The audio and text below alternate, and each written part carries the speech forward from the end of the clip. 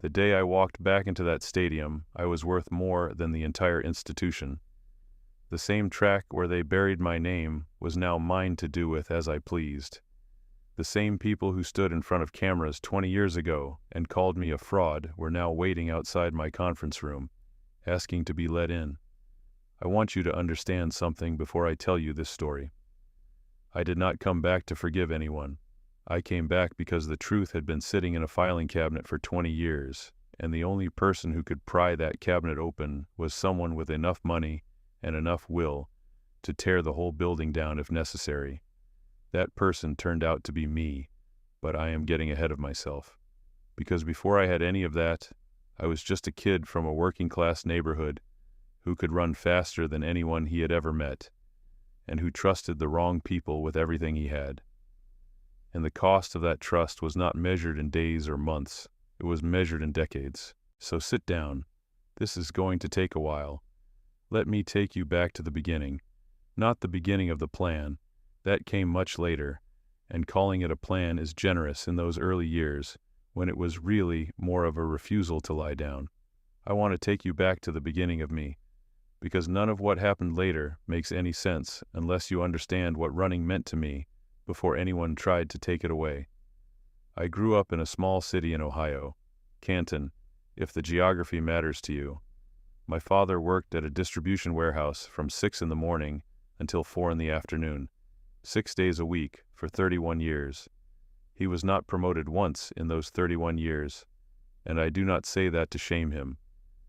I say it because he never expected promotion, never asked for it, never let the absence of it define how he moved through his life.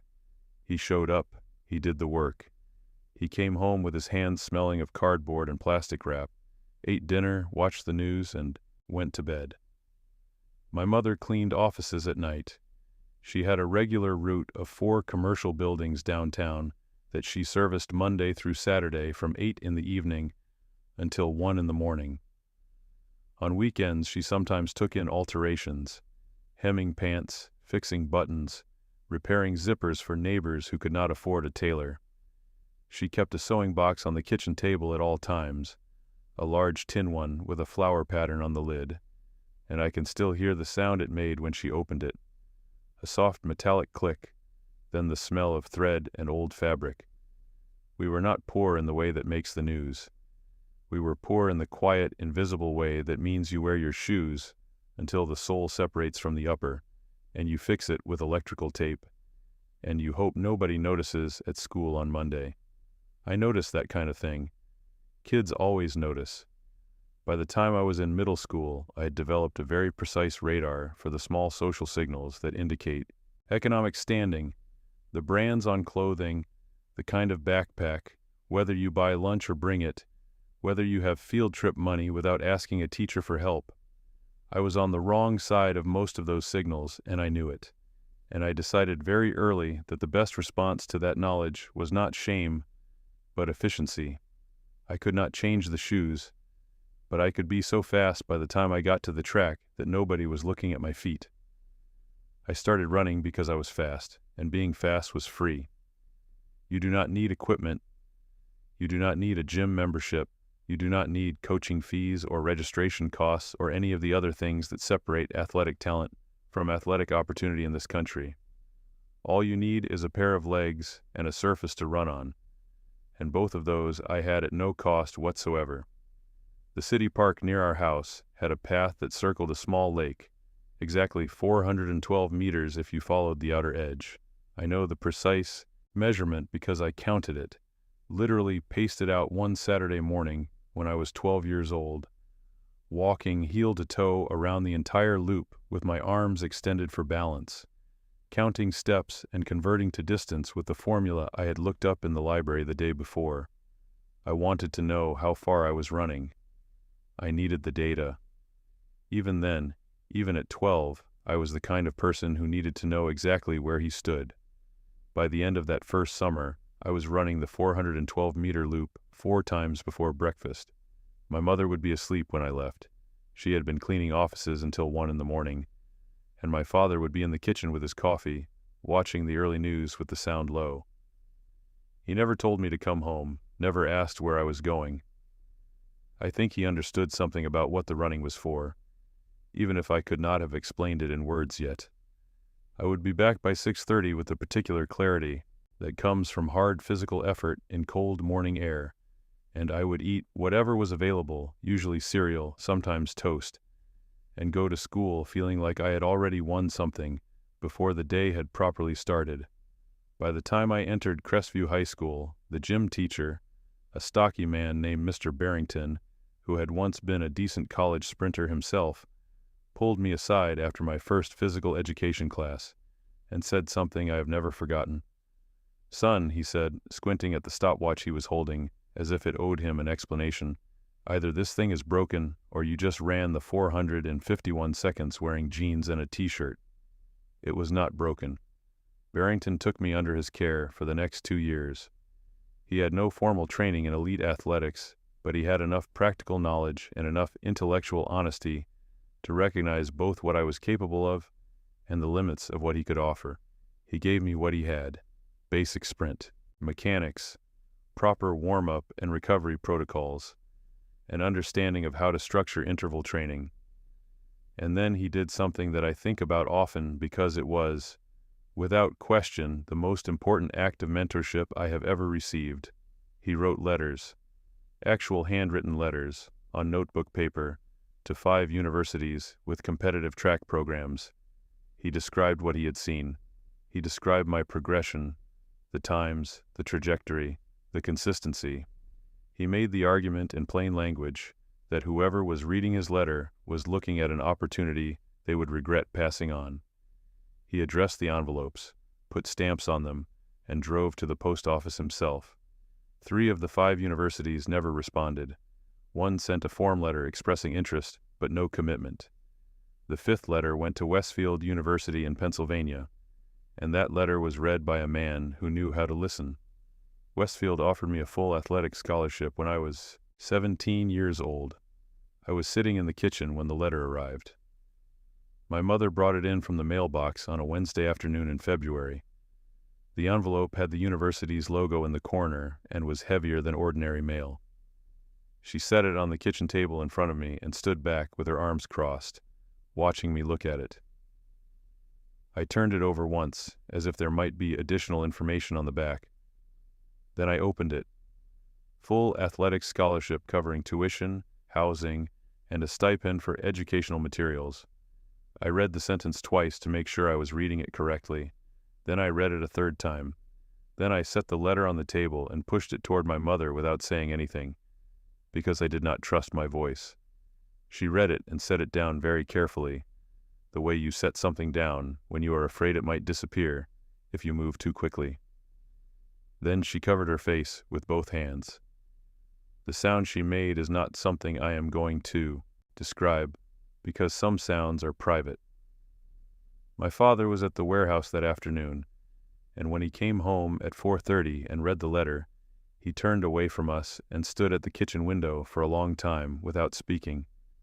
When he finally turned back, his eyes were red, and he cleared his throat once before speaking. "You earned this," he said. "Now go finish it." I understood what finishing it meant. It meant the degree, not just the running. The scholarship was the door. The diploma was what you found on the other side of it. My parents had never had the luxury of higher education. They had given me everything they could give from within the constraints of what their lives allowed, and what I owed them, not as obligation but as love, was the completion of the thing.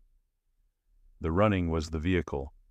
I never confused the vehicle for the destination, but I would be lying if I said the running itself did not mean something separate and enormous. When I ran, everything simplified. The complicated arithmetic of poverty and ambition and self-consciousness dissolved completely into something that required only effort and rhythm, and the translation of physical training into pure forward velocity. There was nothing social about it, nothing performative, nothing that required negotiation with other people's expectations. The track delivered an absolute and merciless honesty. You ran the interval and the stopwatch gave you a number, and the number was the truth. I loved that more than I have ever loved anything outside my family. The track does not lie. It cannot lie. It is the most honest relationship I have ever had with anything in my life, and I have thought about that observation many times in the years since, given everything that happened. I arrived at Westfield in late August, in weather that was still warm enough to feel like summer. The campus surprised me. I had seen photographs in the materials the university sent, but photographs do not convey scale or atmosphere. Red brick buildings with heavy stone lintels, wide paths paved in old herringbone brick, oak trees that had been growing for 60 years spreading across the central quad, a library with arched windows that were lit up gold at night like a building trying to communicate its own importance to the dark. I'd grown up where the nicest building in the neighborhood was the bank on the main street, a squat 2-story thing with aluminum windows from the 1970s. Standing in the middle of Westfield's campus for the first time felt like standing inside someone else's story, and I spent the first several weeks quietly negotiating the question of whether this was a place I was allowed to belong to. That question faded slowly, then quickly, then all at once, the way most important adjustments do. The track facility was exceptional, a state-of-the-art synthetic surface that had been resurfaced 2 years before my arrival. A full electronic timing system with split time, recording, separate training zones for sprints, hurdles, jumps, and throws. The weight room adjacent to the track was stocked with equipment I had never had access to before. The first morning I walked in for early practice, at 5:45 when the facility opened for scholarship athletes, I stopped in the doorway and just looked for a moment. Every piece of equipment I had been improvising around for 5 years was suddenly right there. Available, ready. A gift I did not yet know how to hold without flinching. Coach Gordon Hartwell ran the track and field program at Westfield. He was 51 years old when I arrived. Tall, lean, with close-cropped gray hair that had probably been dark brown not very long ago, and the posture of someone who had spent decades in a sport where posture was not incidental but structural. He had coached at Westfield for 19 years. In that time, he had produced 3 national champions, 14 All-Americans, and 1 Olympic qualifier who had gone on to become a nationally recognized advocate for collegiate athletics reform. His reputation was substantial, not just within Westfield, but across the entire national circuit of coaches, officials, and administrators who governed collegiate track. When Gordon Hartwell said something about an athlete, people listened. The first day of practice, he stood at the edge of the track and watched me run 2 400-meter intervals without saying a word. No notes, no expression I could read. Just watching with a stillness that I later came to understand was his mode of absolute concentration. When I finished the second interval and walked back to the start line, he came across the infield toward me at a pace that was deliberate and measured. He put one hand on my shoulder. "I've been waiting for an athlete like you for a long time," he said. "I want you to understand something from the beginning. My job is to make you faster than you currently believe is possible. Your job is to trust the process even when it's uncomfortable. If we both do our jobs, you will run times in this facility that people will be talking about long after we're both gone." I was 18 years old, far from home, and one of the most respected coaches in collegiate athletics had just told me I was exactly what he had been looking for.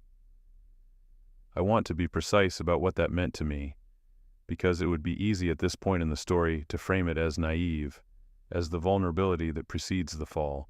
But it was not naive. It was legitimate recognition from a legitimate source, and it mattered because it confirmed what I had suspected about myself since the park by the lake and the 412-meter loop, and confirmation from someone who knew, someone who had seen the best athletes in the country and was capable of comparison, was a different order of knowledge than what you develop alone. Junior year was when I began to understand the weight of being the best person in the room at a thing that the room is organized around. The athletics department circulated a press release in November of my junior year, projecting that Westfield's track and field program was poised for national prominence. The release mentioned me by name. It included my sophomore time and described the national record as within reach. The athletic director gave an interview to a Pennsylvania sports desk in which he described the program as entering a transformational period.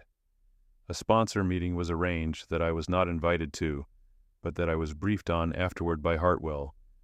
Preliminary discussions, no commitment, but the interest was real, and the value being attached to my potential record was specific. I ran my first sub-44.5 interval in practice that November, in conditions that were not ideal: cold, slight headwind, surface still slightly damp from morning rain. Hartwell was there with his stopwatch, and he looked at the time and said nothing, for a moment. Then he said, "Run it again." I ran it again. The second time was slower by a fraction. Cold muscles, accumulated effort, but the first time stood. "We are going to break that record," Hartwell said. "Not you. We." I understood what he meant, that he was invested in it, that the process was collaborative, that the coaching and the athlete were a unified project aimed at a single outcome. I believed that. I believed it completely. That belief was one of the things that was used against me, and I do not say that with bitterness now, only with the accuracy I owe the account. The person who became my closest friend in those first months was Calvin Ingram. He was a year ahead of me, a 400-meter specialist from Atlanta, the second of 4 siblings, and he had a quality I recognized and respected immediately. He worked harder than almost anyone I had encountered. Calvin trained with an intensity that was almost worrying in its completeness. He was the first person in the facility every morning and the last to leave every evening. During optional sessions, he was always present. During mandatory recovery days, which Hartwell built into the training calendar with deliberate regularity, Calvin would find other ways to stay active. Extra flexibility work, film review, additional consultation with the assistant coaches about his technique.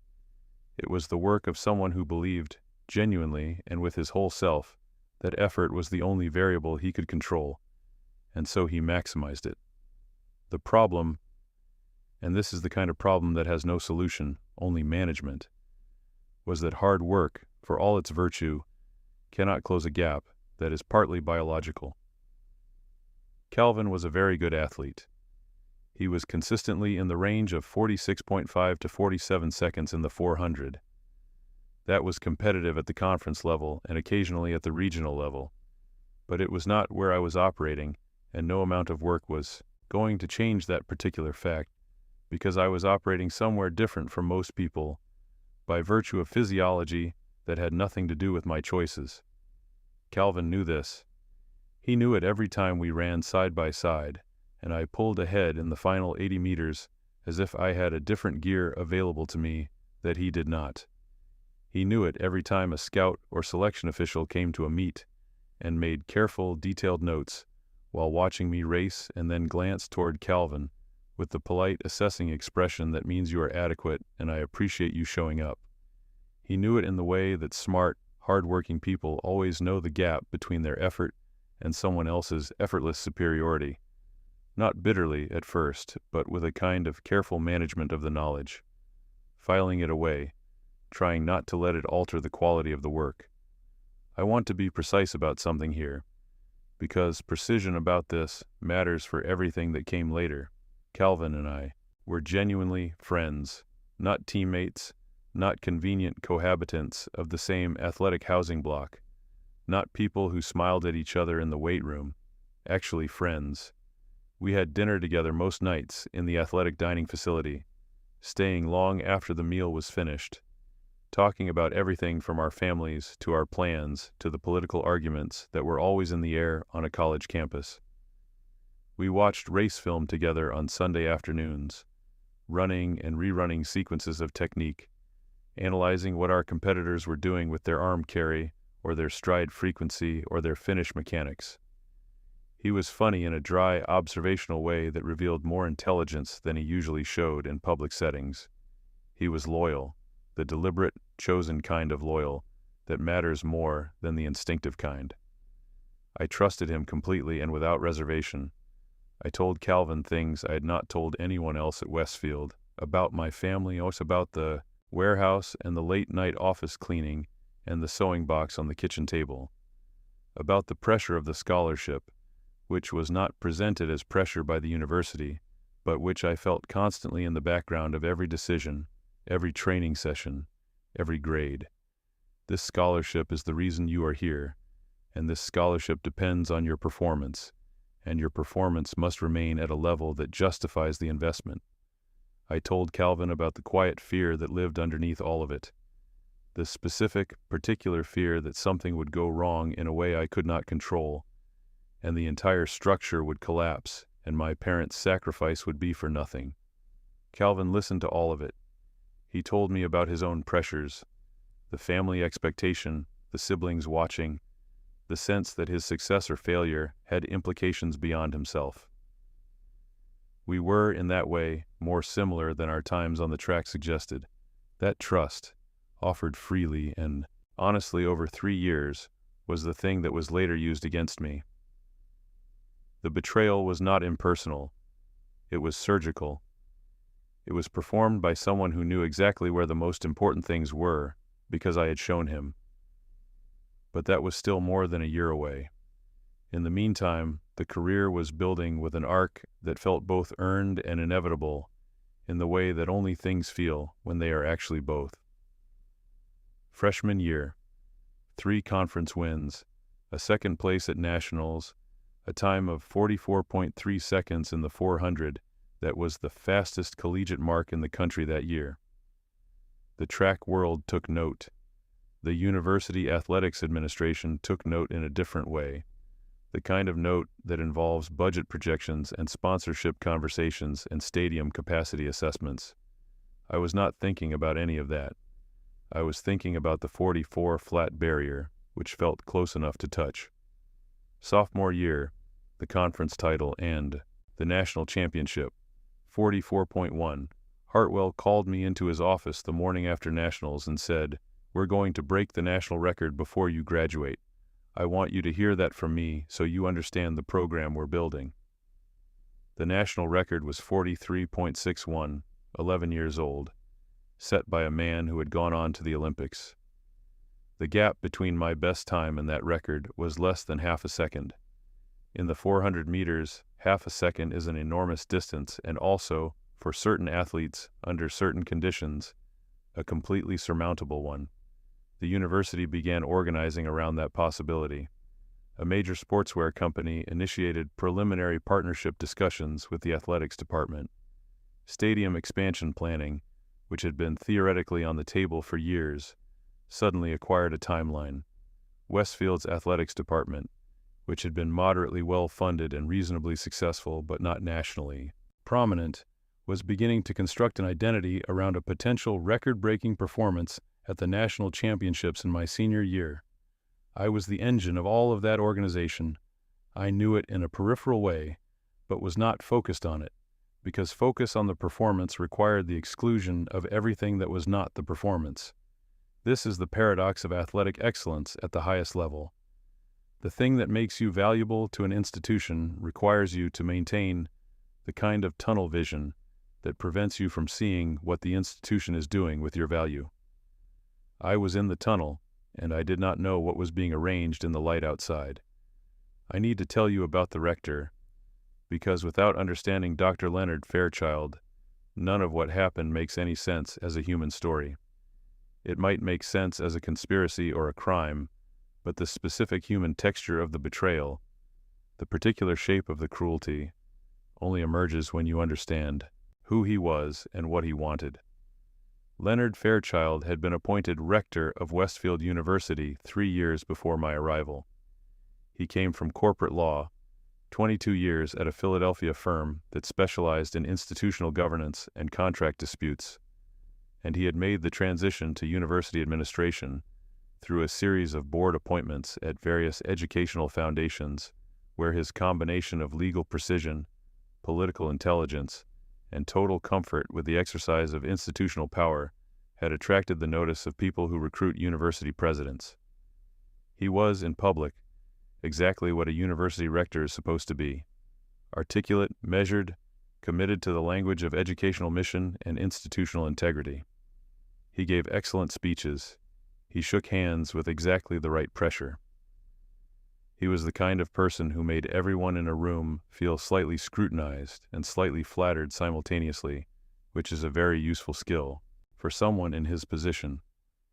Inside the institution, the reality was more complicated.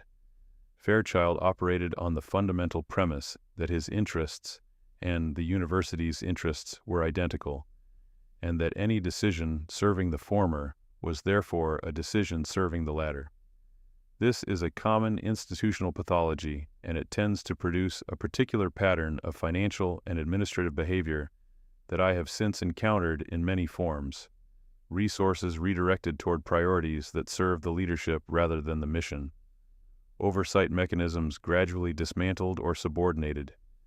External relationships managed to create dependencies that protect the leadership from accountability. He had been doing this at Westfield for 3 years before I arrived, and he would continue for 6 years after I left. The financial wreckage I would eventually be called in to address was the compound result of those 9 years of misaligned priorities. He also had a son, Neil. Fairchild was 22 years old, a member of the track and field team, and deeply, genuinely mediocre as an athlete. Neil ran the 400 in 47.8 seconds. To understand what that means in context, 4 seconds behind me, nearly 4 seconds.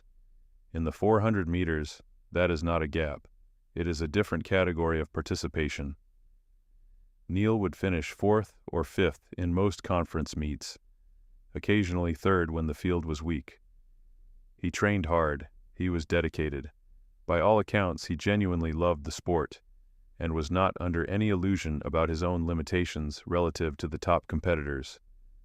From what I observed of him in the limited way that a freshman observes a teammate who moves in different social circles, he was not a bad person.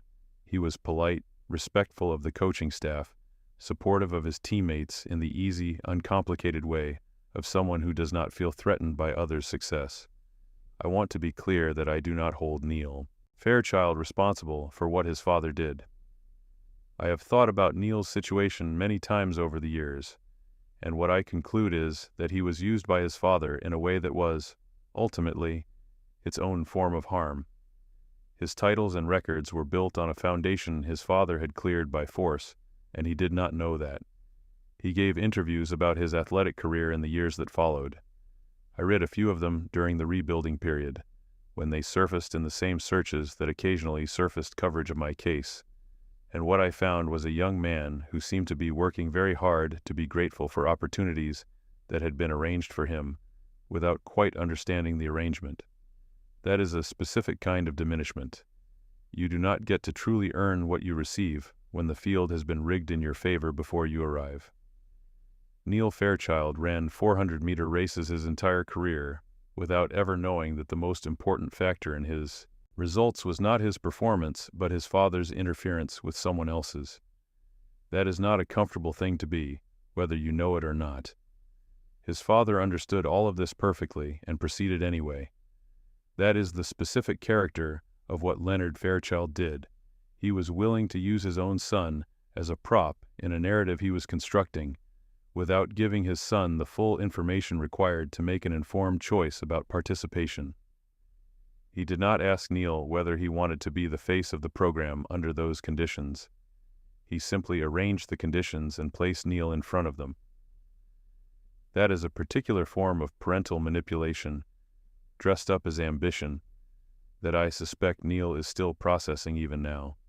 But his father had decided that Neil's athletic career would be the basis for a particular public story, a legacy, an extension of the Fairchild family's association with Westfield's athletic prestige, the rector's name permanently attached to the university's sporting success.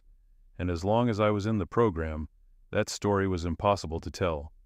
You cannot make a 47.8-second runner the face of a program that has a 44.1-second runner in the same event. The comparison is unavoidable, and it is not flattering. So the decision was made to remove the 44.1-second runner. I found out much later through the documents that came to light during the audit. Exactly how the decision was organized and communicated. What I know now in detail is this. In the spring semester of my junior year, Dr. Fairchild requested a private meeting with Coach Hartwell. The meeting was held in the rector's private office on the 4th floor of the administration building on a Thursday afternoon in March. The rector's administrative assistant had left for the day. No one else was present. There were no minutes taken, but there were emails sent in the days following the meeting, and those emails, which I would not read for 18 more years, described the conversation with a candor that still surprises me, given their subject matter. Fairchild was a lawyer. He understood precisely what those emails documented, and yet he wrote them, which tells you something about the confidence of people in institutional power. They often do not believe the documentation will ever be seen by anyone who can act on it. In those emails, Fairchild described what he called a strategic realignment of the university's athletic identity. He used language about sustainable program development and distributed excellence and reducing structural dependence on individual performance peaks. Between all of this carefully assembled institutional language, the message was unmistakable. He wanted me gone. He wanted his son in the spotlight I was currently occupying, and he was directing the person responsible for the athletic program to make that happen, on the explicit understanding that the coach's continued position at the university depended on his cooperation. Hartwell's reply took 4 days to arrive. I have thought about those 4 days many times. I have wondered what passed through his mind in that interval, whether he considered refusing, whether he sought advice from anyone, whether he fully understood what he was being asked to participate in, or whether he found a way to frame it to himself in terms that allowed him to move forward without confronting the full nature of the act. I will never know. What I know is that when his reply came, it confirmed his understanding of the rector's position and indicated his willingness to take the necessary steps. The necessary steps required additional coordination. Hartwell could not manage the sample substitution alone. He needed someone with access to the testing process, someone who would be physically present with the samples during the collection and handling phase, who could execute the substitution without being observed by the independent testing officials who oversaw the certified portion of the procedure. He approached Calvin. The conversation between Hartwell and Calvin was never documented in writing, which was either deliberate caution or simple practical preference for a conversation that neither party wanted in a retrievable format. What I know about it comes from Hartwell's own written account. The 12 handwritten pages he would eventually mail to me from Virginia, and from the documentary trail that the audit eventually assembled. What Hartwell offered Calvin was specific and concrete. With me removed from the program, Calvin would become the team's dominant competitive presence. He would be named team captain. The sponsorship relationships that had been orbiting me but had not yet committed to the program would be redirected toward Calvin as the new face of Westfield Track. The National Selection Committee, with which Hartwell had long-standing relationships, would receive Hartwell's strong advocacy for Calvin's inclusion on the national team. All of this was deliverable because Hartwell had the relationships and the institutional position to deliver it. It was not a hypothetical promise. It was a transaction offered by someone with the currency to make it real. Calvin accepted. I want to pause here for a moment, because I think this is the part of the story where some people, when they hear it, begin to categorize Calvin as simply a villain, and I understand why. What he did was a genuine and serious betrayal of someone who trusted him completely, and it had consequences that were catastrophic and lasting.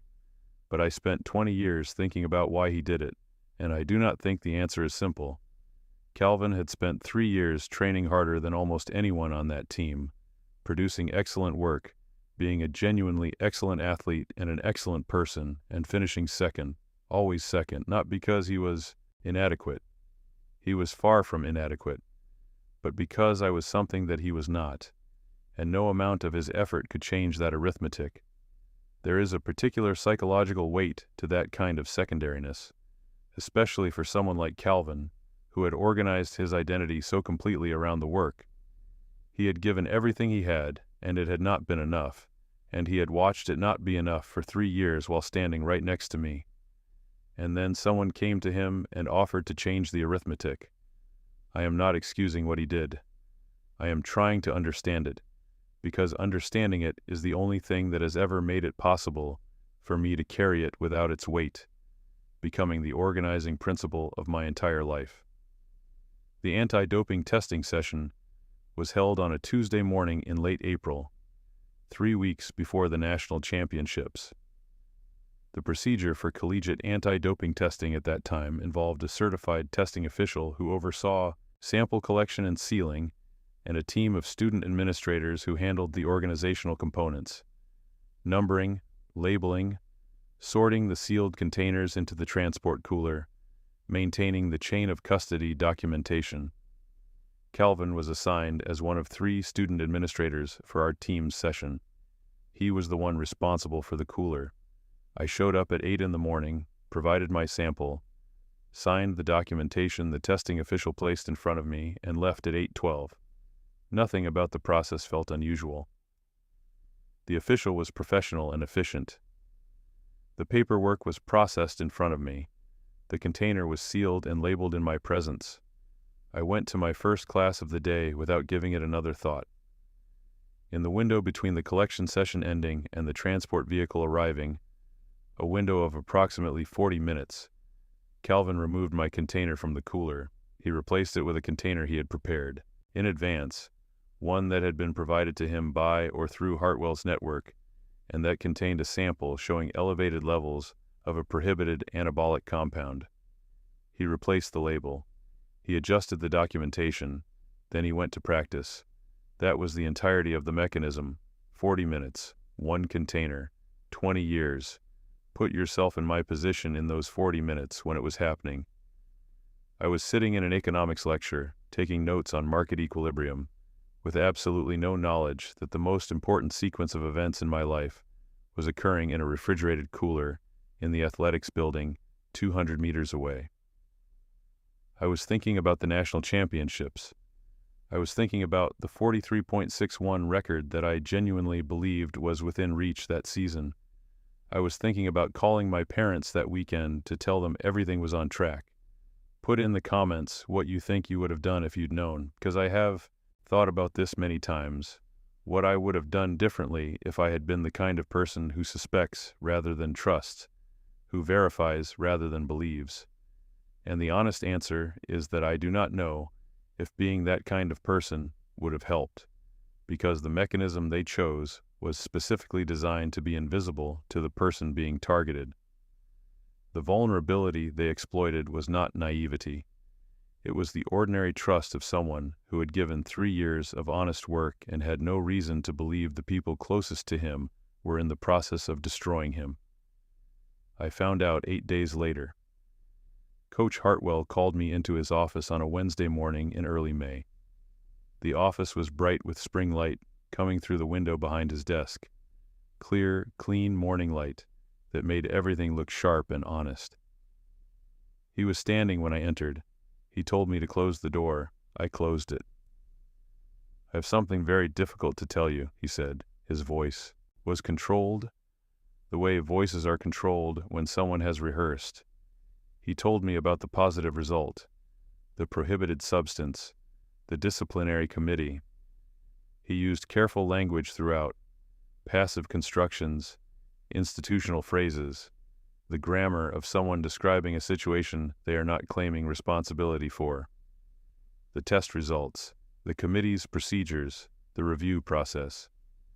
I remember the specific sensation of that moment, with a clarity that 20 years have not dimmed. A kind of total suspension, not shock in the dramatic movie sense, but a genuine temporary halt of cognitive processing, as if my brain simply stopped accepting new information while it tried to reconcile what it had just heard with every other thing it understood to be true. I stood in the bright spring light and felt as though I had stepped into a different version of the room I had just been standing in, a version where the geometry was the same, but the fundamental rules had changed. "That's not possible," I said. "That's not possible." The phrase came out twice, because the first time did not feel like enough. Hartwell looked at me for a long moment. His expression was constructed carefully. Sorrow, reluctance, the resignation of a man confronting an unwelcome truth. I would later understand that the sorrow was partly real. He had coached me for 3 years. He had stood next to me at national championships and been the one holding the stopwatch that captured my times. Whatever negotiations he had conducted with himself about the rector's demand, he was now standing in front of the human consequence of those negotiations, and I believe he was capable of feeling the weight of that. But he did not stop it.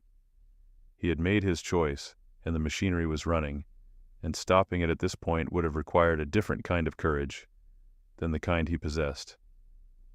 "The laboratory report is unambiguous," he said. "You'll have the opportunity to address the committee. But I need to be honest with you. The evidence is what it is." I sat down in the chair across from his desk because my legs had stopped working reliably. "Coach," I said, "you know me. You know I would never do this. 3 years. You've been inside this training with me for 3 years. You know what I am." He was quiet for a moment. Then he said, "I thought I knew you. I hope there's an explanation I'm not seeing. I genuinely do." That sentence, "I thought I knew you," is the one I have carried longest, because it inverted everything. It made the betrayal mine. It turned the wronged person into the suspect and the co-conspirator into the man of disappointed principle. And it worked. In that room, in that moment, with the bright spring light falling across his desk and his voice carrying the precise timbre of a man reluctantly facing an unwelcome truth, it worked. I did not immediately recognize it for what it was. I was too busy being destroyed. The disciplinary hearing was held 1 week after that conversation. I sat alone before a committee of 5 administrators and faculty members in a conference room on the 3rd floor of the Student Affairs building. I had no legal representation. I did not have money for a lawyer, and the university's process did not formally require one. The process was described in the student handbook as a fair and impartial review of available evidence, and I had no reason until that moment to doubt that description. I stated my case clearly and directly. I had not used any prohibited substance. I had never used any prohibited substance. I believed the test result was either the product of laboratory error or deliberate interference during the sample handling process. I requested a second independent analysis of my original sample. The committee noted my request and said it would be considered. It was not ultimately granted. The committee's review of the chain of custody documentation found all signatures present, all procedures correctly followed. The certification from the testing official confirmed proper protocol. There was no documentary gap that would support a challenge to the sample's integrity.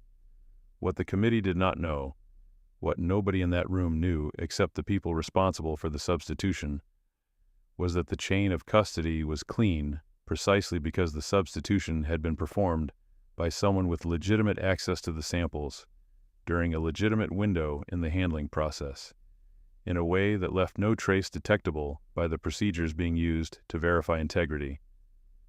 The chain of custody confirmed that the process had been followed correctly. It said nothing about whether the substance in the container was mine.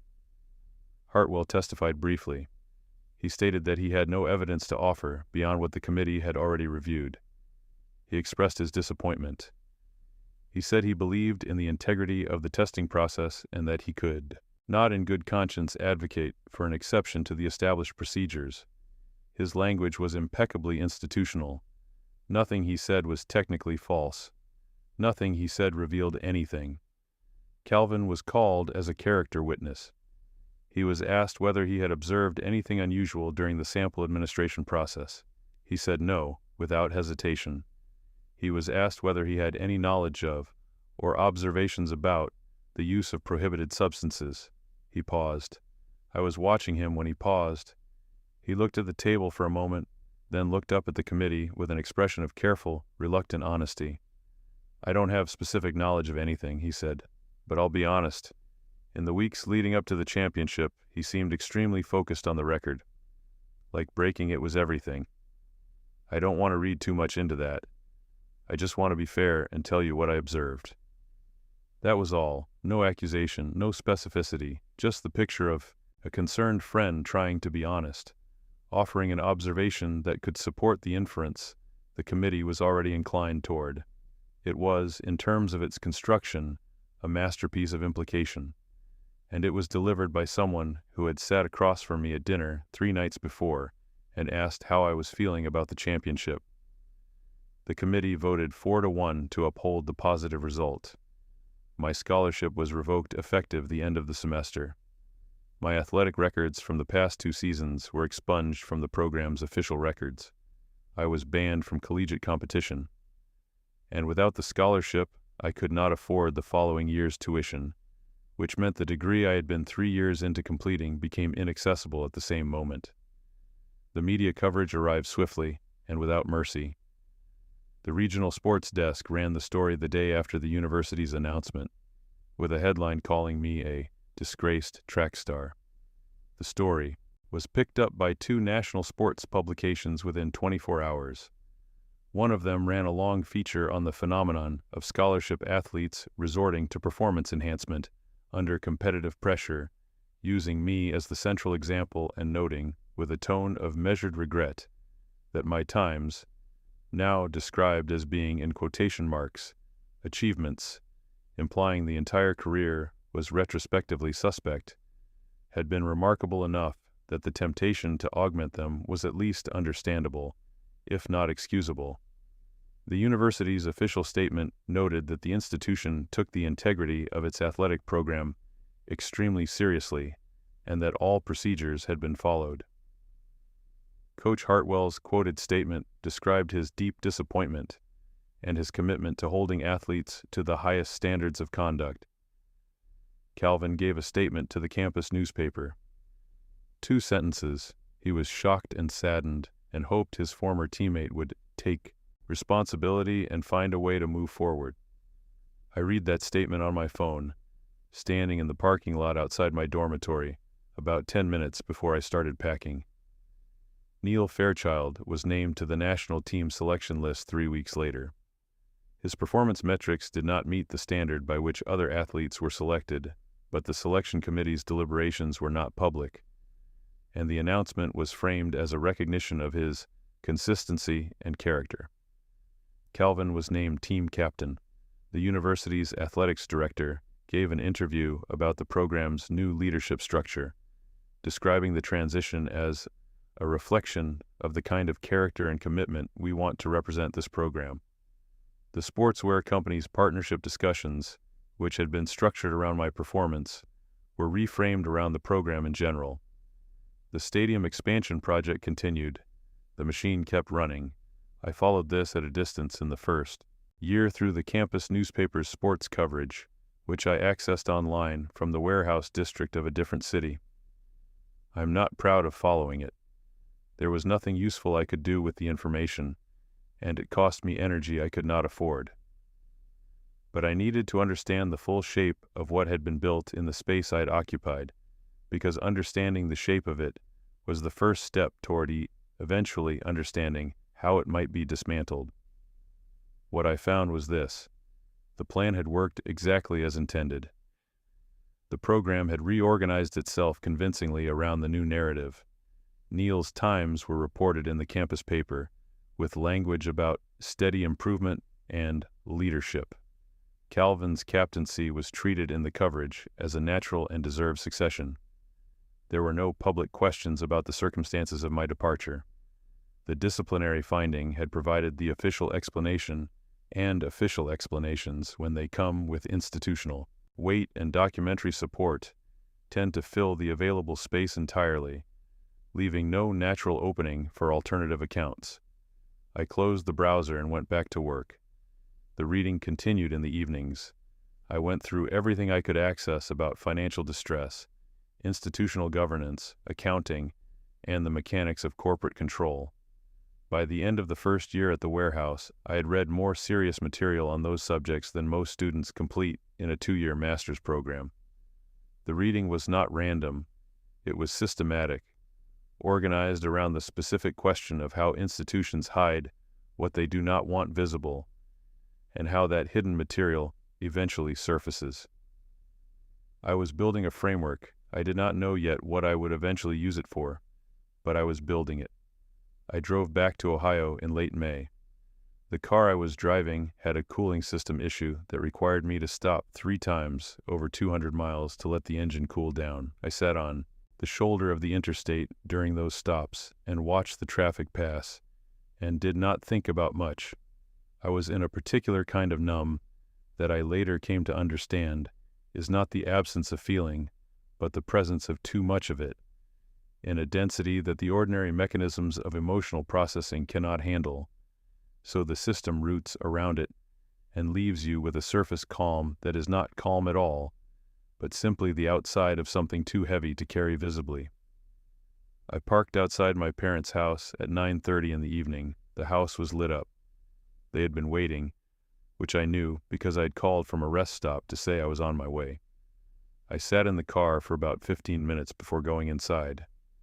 Not because I did not want to see them, because I did not yet know how to tell the story in a way that gave them what they needed while not giving them more than they needed.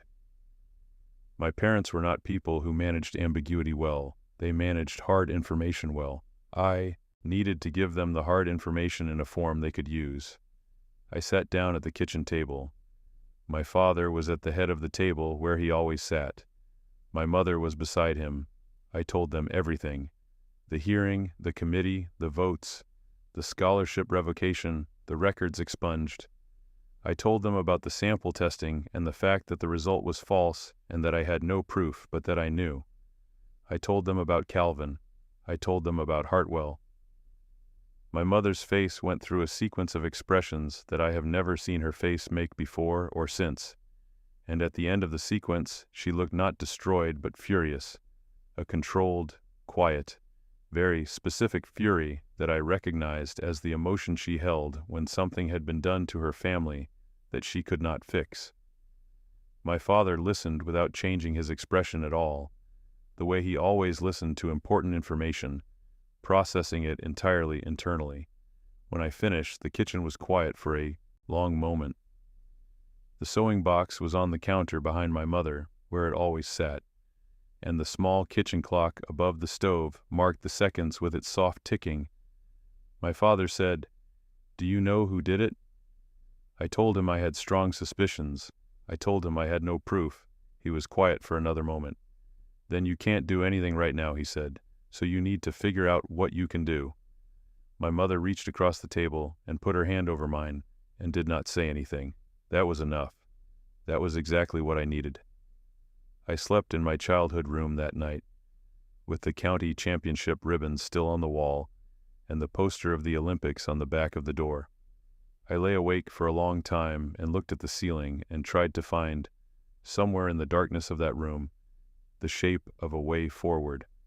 I could not find a full shape, but I could find a direction, and a direction was enough to start. What I could do in that first summer was very limited. I applied for 37 jobs between June and August. I kept a notebook with each application recorded: date, company, position, outcome.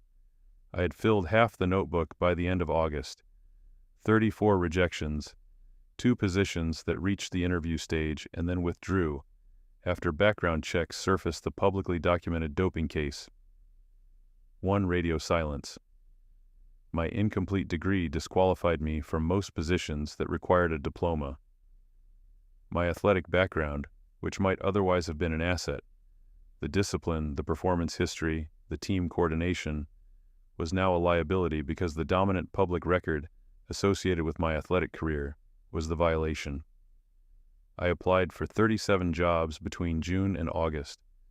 I kept a notebook with each application recorded: date, company, position, outcome. I had filled half the notebook by the end of August. 34 rejections, 2 positions that reached the interview stage and then withdrew after background checks surfaced the publicly documented doping case. 1 radio silence. My incomplete degree disqualified me from most positions that required a diploma. My athletic background, which might otherwise have been an asset, the discipline, the performance history, the team coordination, was now a liability because the dominant public record associated with my athletic career was the violation. There were 2 specific interviews I want to tell you about, because they established a pattern I would encounter for years, and that shaped the particular form my anger took as it cooled into something more useful. The first was for a retail management training program at a regional chain. I had gotten through an initial phone screen and been invited to an in-person interview at a district office in Columbus. The interviewer was a pleasant, professionally attentive man in his 30s who asked reasonable questions about my supervisory experience and career goals for about 20 minutes. Then he asked me to tell him about the situation referenced in my background. I told him, briefly, factually, without drama.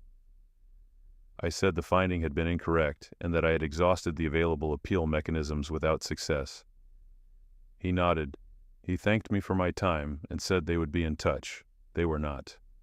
The second was for a logistics coordination role at a small freight company.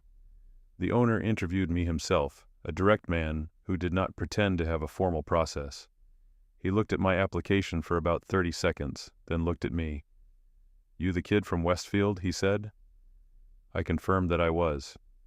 He was quiet for a moment. Then he said, "Look, I'm going to be straight with you. I've got 3 people in this building who follow college sports.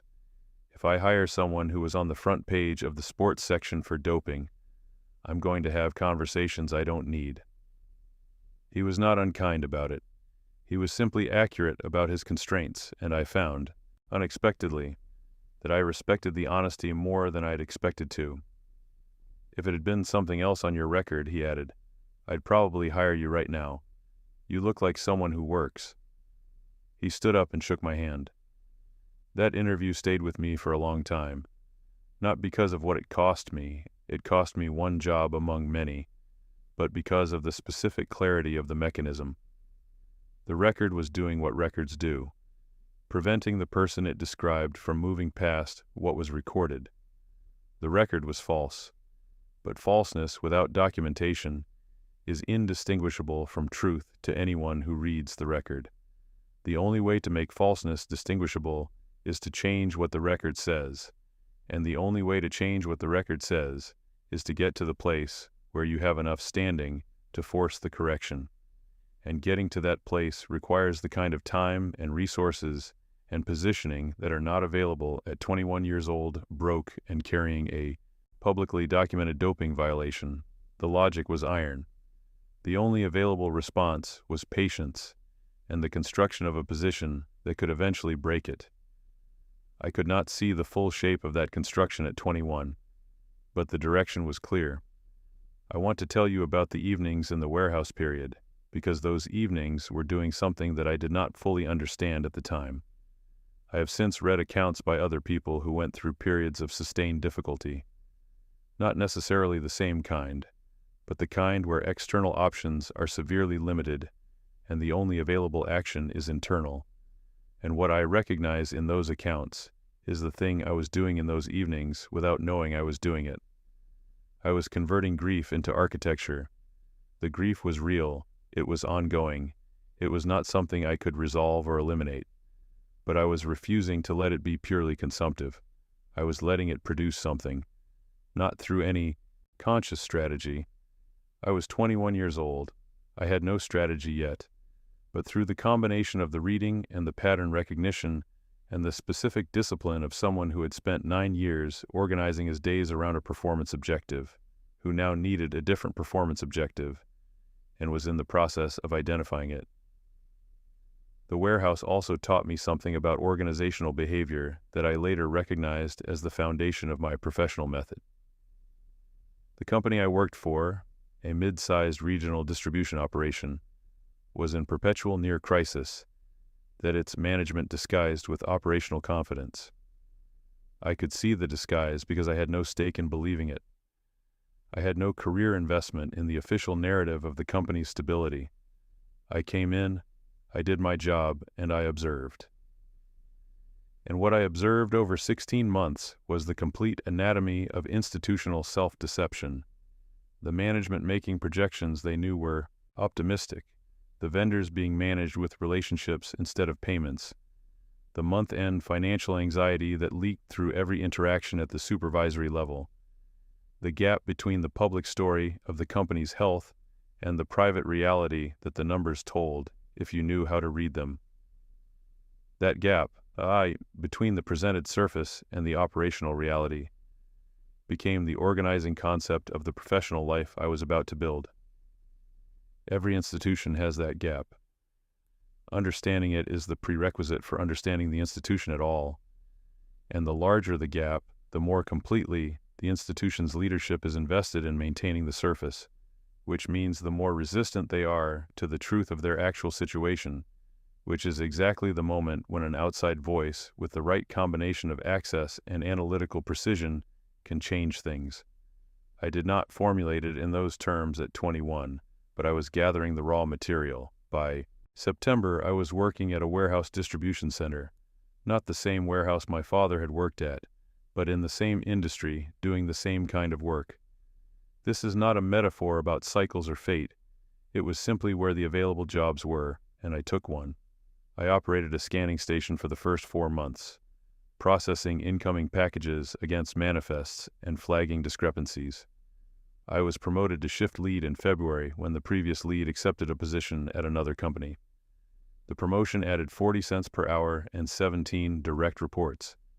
None of those 17 people knew anything about my history. To them, I was a young guy who was fast and accurate and did not complain. I did not complain. This was not nobility. It was the management of finite energy in a context where complaining achieved nothing and cost something. The energy I had available outside the warehouse shift went to 2 things: reading and processing what had happened. The reading came first because it was active, and the processing was passive, and I needed something to do with my hands in the evenings. I started reading business books, but not the motivational kind, the analytical kind. Books about how companies were structured, how capital flowed through institutions, how debt was managed and mismanaged, how the relationship between reported financial position and actual financial position was routinely and systematically manipulated by organizations that needed to appear healthier than they were. I read financial history. I read case studies of corporate failures. I read accounts of institutional fraud and the particular accounting structures that enabled it. I want to be honest about why this particular material was absorbing to me. It was not purely strategic. I was drawn to it because it was a literature about the hidden mechanisms behind presented surfaces, about the gap between what institutions showed and what they concealed, and that gap was something I had been living inside without a framework for understanding for the past several months. The subject matter of financial fraud and institutional mismanagement spoke in the driest and most technical possible language to an experience I had just lived through. It was the closest thing to therapy I was going to permit myself. The processing happened at night, mostly. I would lie in the narrow bed in the room I had moved back into, my childhood bedroom, exactly as it had been when I left for Westfield, with the county track championship ribbon still on the wall and the poster of the Olympics on the back of the door, and I would think through the sequence of events with the methodical attention I had once given to technical race analysis. Who decided what, when each decision was made, what each participant had to gain, and what risks they had accepted. I was not yet thinking about remedies. I was thinking about understanding. This is the thing about sustained injustice, that people who have not experienced it do not always understand. The first requirement, before any kind of recovery or response is possible, is clarity. You need to know what actually happened. The anger and the grief and the desire for some form of correction, all of that is real and legitimate, but it cannot be operative until you understand the thing that produced it.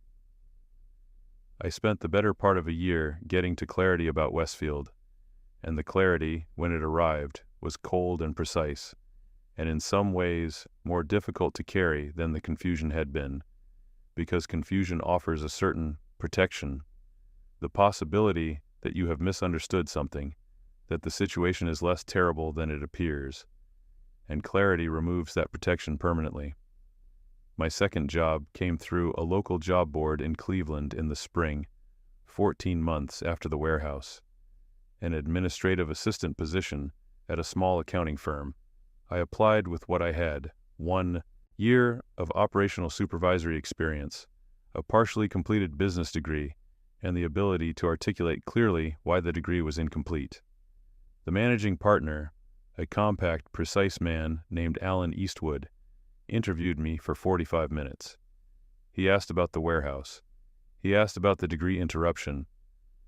I gave him an abbreviated version of the truth, not the full story, which I was not yet willing to give to a professional context, but enough to convey that I had been through something serious and had kept working.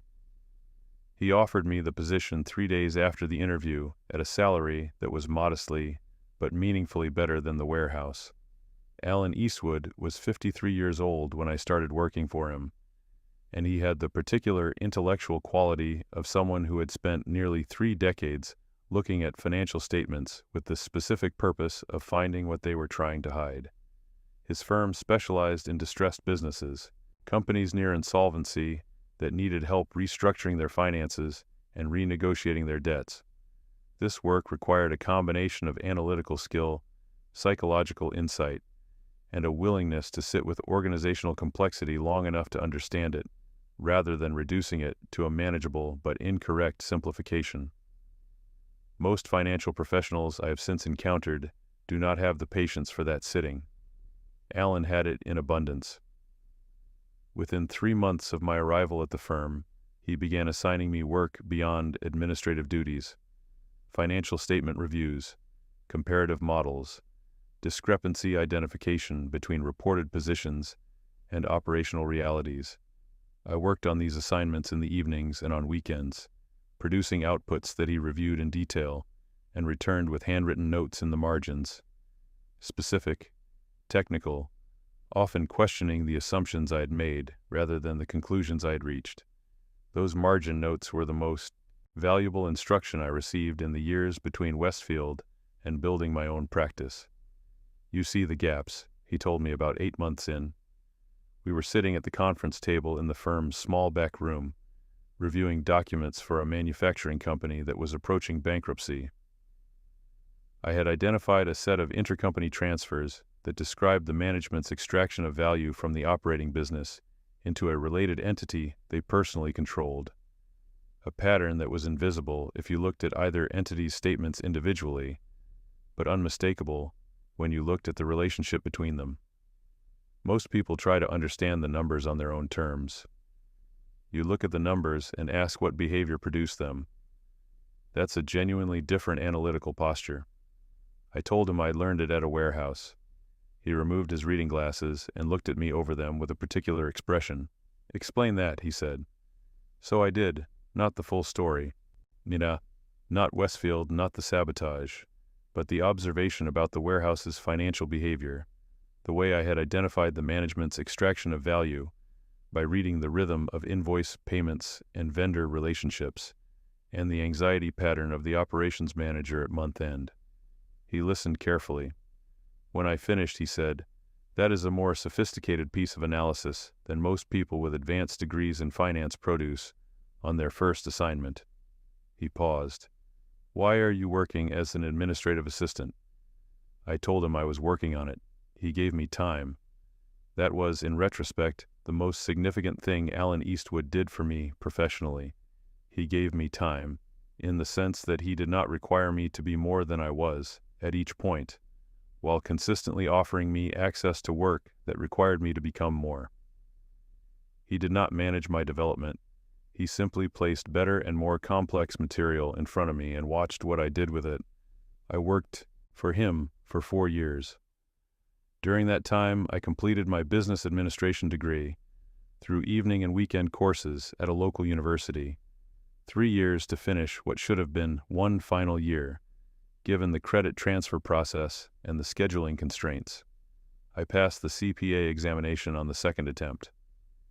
The first attempt I failed by 7 points, which I attribute to having studied the wrong sections disproportionately, a calibration error rather than a knowledge gap. I enrolled in a master's program in finance and completed it concurrently with the accounting credential work, which was the worst 2 years in terms of sleep and available time that I have experienced, including the warehouse period. I was working full-time, studying evenings and weekends, and carrying the accumulated sleep debt of someone who had not had a complete night's rest in longer than he could accurately recall. But I finished it. By the time I was 28 years old, I had the credentials I needed. The professional foundation was rebuilt. The credential gap that Westfield had tried to create by removing my scholarship and therefore my access to the degree, that gap was closed. It had taken 6 years instead of 1, and the path had been indirect and expensive in ways that went beyond money, but the destination was the same. I want to tell you about the first significant strategic failure, because the story I promised you includes mistakes, and this one was instructive in a way that affected everything I did afterward. The career through the late 20s moved in the way that careers built on a specific expertise tend to move. Slowly at first, while you are demonstrating the expertise, then faster, as the demonstration accumulates into a reputation, then with a velocity that begins to feel self-sustaining. After leaving Alan's firm at 28, on his recommendation and with his extensive personal endorsement, he told me the practice had taught me everything it could and that what I needed next was scale and complexity that only larger engagements could provide. I joined a mid-sized financial consulting firm in Chicago that specialized in institutional restructuring. I will give you a compressed version of the Chicago years, because the details are professional and the emotional texture is less dramatic than what came before and what came after. What matters is this: I worked on 9 major institutional restructuring engagements over 3 years with a firm that took cases. Most financial consultants found too messy or too politically complicated. The engagements ranged from a community banking group in the Midwest to a regional nonprofit health system in the Northeast to a small private college in Kentucky that was operationally solvent but financially precarious. I was good at the work, and I was recognized as good at it, and by the time I was 31, I had saved enough, built enough of a reputation, and learned enough from the senior partners to make the decision to establish my own practice. I was 31 years old and had been working independently for 2 years, having left Alan's firm at 28 on his recommendation and with his extensive personal endorsement. I was brought in on an assignment for a regional hospital network in Indiana that was technically insolvent. Debt obligations exceeding liquid assets, operational cash flow unable to service the debt load. My analysis identified the core problem clearly: a series of acquisitions made over 8 years, financed with debt, on the theory that scale would generate cost efficiencies. The theory had been wrong. The efficiencies had not materialized. The acquired facilities were being operated at a net loss, while the debt serviced against their acquisition cost was compounding. My recommendation was surgical: divest 3 of the acquired facilities, use the proceeds to reduce the debt to a level the core network could service sustainably, and restructure the operations of the remaining facilities around a more modest but realistic revenue model. The analysis was correct. The numbers worked. The path was real. What I had not adequately analyzed was the political structure of the board that would need to approve the recommendation. 2 of the 3 facilities I recommended divesting were located in the home counties of board members who had been the most vocal public advocates for the acquisition strategy when it was executed. They had given speeches. They had issued press releases. They had connected their public reputations to the idea that the acquisitions were the right decision. Recommending the divestiture of those facilities was, in political terms, asking them to publicly confirm that the decisions they had championed had been catastrophically wrong. They rejected the recommendation They commissioned a second consultancy report, which arrived 6 weeks later with a different framing of the problem and a recommendation that was more compatible with the board members' need to avoid accountability. The hospital network followed the second report's advice. 14 months later, it filed for bankruptcy protection. The facilities that could have been divested for useful recovery value were liquidated at distressed prices. Services were interrupted. Patients were affected. The analysis had been correct. The recommendation had been correct. The outcome had been bad anyway, because I had failed to account adequately for the political dimension of organizational decision-making. I had treated the board as a body that would respond to the best available analysis.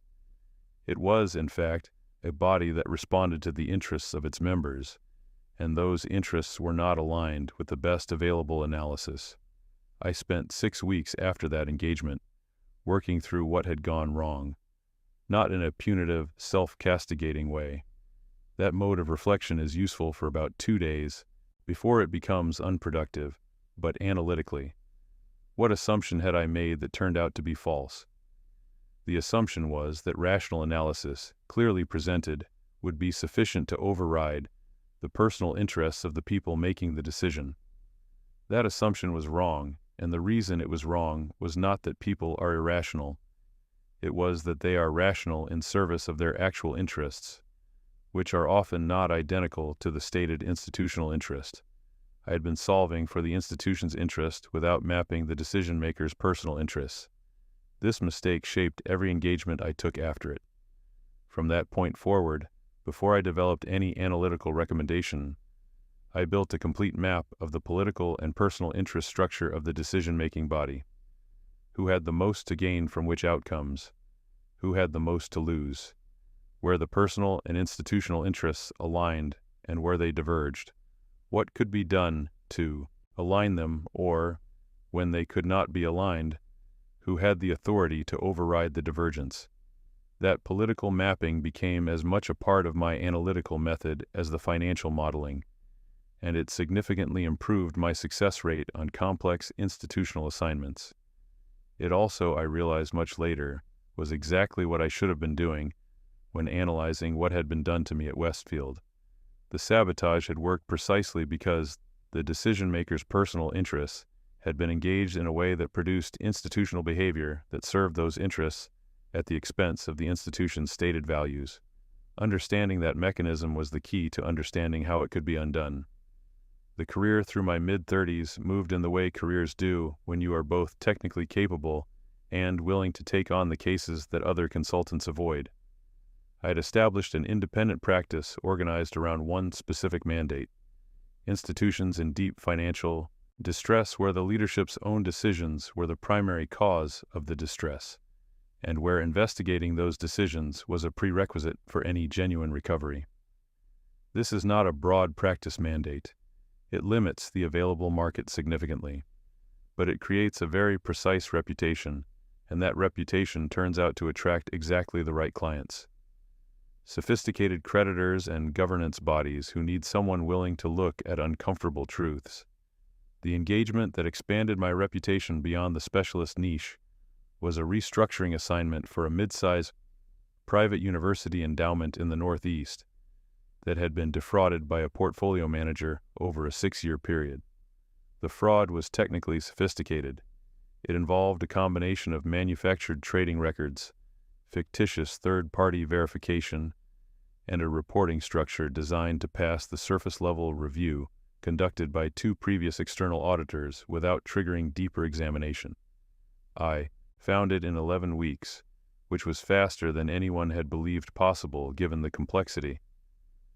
The mechanism I used to find it was the gap analysis I had been developing since the warehouse, the method of asking what behavior would have produced the documented record rather than asking whether the documented record was internally consistent. The fraud was internally consistent. The behavior it implied was not. Recovery of misappropriated funds exceeded $30 million. The portfolio manager faced federal charges. After that, people began calling me for the cases that were beyond standard restructuring, the ones where the financial problem was real but where the real problem was what was behind the financial problem. After that, people began calling me for the cases that were beyond standard restructuring. The cases where the financial problem was real, but where the real problem was what was behind the financial problem. Let me tell you what the practice looked like. By the time I was 37, because context matters for understanding how I was positioned when the Westfield call came, I had a team of 5 analysts, 2 senior, 3 junior, a forensic accountant who worked with me on an as-needed basis, and an attorney at a Chicago firm who handled the contract and liability dimensions of engagements. My practice took between 4 and 6 assignments per year, each requiring significant depth of access and time investment. The fee structure was aggressive. I priced myself at the level that signaled the seriousness of the commitment I was asking clients to make to transparency. Institutions that hired me understood they were paying for someone who would find what they needed to find, not for someone who would find what was comfortable to find. The practice had a rule that I stated explicitly in every initial client conversation. I go where the evidence leads. If the evidence leads somewhere that is inconvenient for current leadership, I report what the evidence shows. If that is not acceptable, I am not the right choice for the engagement. Approximately 1 in 5 initial conversations ended at this point. The 4 that continued produced the kind of client relationship that I found genuinely productive. Organizations or creditors that were past the stage of managing appearances and were ready for the reality of their situation. I lived alone. I had a good apartment, a good practice, and the kind of focused professional life that fills the available space efficiently and completely. I did not have deep friendships in the way I had with Calvin at Westfield. I had professional relationships that I valued and acquaintances I enjoyed, but nothing that approached the intimacy I had extended at 18 and had learned to be careful about since. This was not a conscious strategy. It was an accumulation of small decisions, each individually reasonable, that together produced a particular kind of life. I recognized this about myself by my mid-30s and made a kind of peace with it that was mostly genuine. I ran every morning. That was the constant. Rain, travel, early meetings. It did not matter. 5 miles, the same route when I was home, a hotel treadmill when I was not, or a mapped run through whatever city I happened to be in. Running was never about performance anymore. It was about clarity.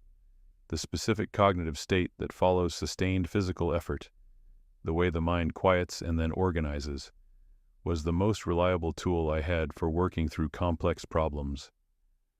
Some of my best analytical decisions were made in the second mile of a morning run, when the problem that had been resisting examination in the office suddenly opened up in the cleaner air of physical effort. I was 38 years old when I received the call about Westfield. The attorney who called was representing a consortium of institutional creditors, bondholders mostly, with significant exposure to the university's debt instruments. The university had been in financial difficulty for several years, driven by a combination of factors that would be familiar to anyone who had been watching the sector: real estate investments that had underperformed, a construction program financed with debt that had been larger than the available revenue could support, pension liabilities that had been systematically underfunded, and an administrative culture that had prioritized the appearance of institutional health over its reality for long enough that the gap between the two had become structurally dangerous. The creditors were exploring the possibility of a private investment that could stabilize the situation before a forced restructuring became necessary. They had assembled a list of potential investors with the relevant expertise. My name was on the list in 3 separate instances, submitted by 3 separate referral sources. I was in a hotel room in Denver when the call came. It was a Tuesday evening in October, raining against the window. The city lights outside turned into long vertical streaks by the water on the glass. I listened to the attorney describe the situation in full. When he finished, I said nothing for a moment, long enough that he asked if I was still on the line. "I'm familiar with the institution," I said.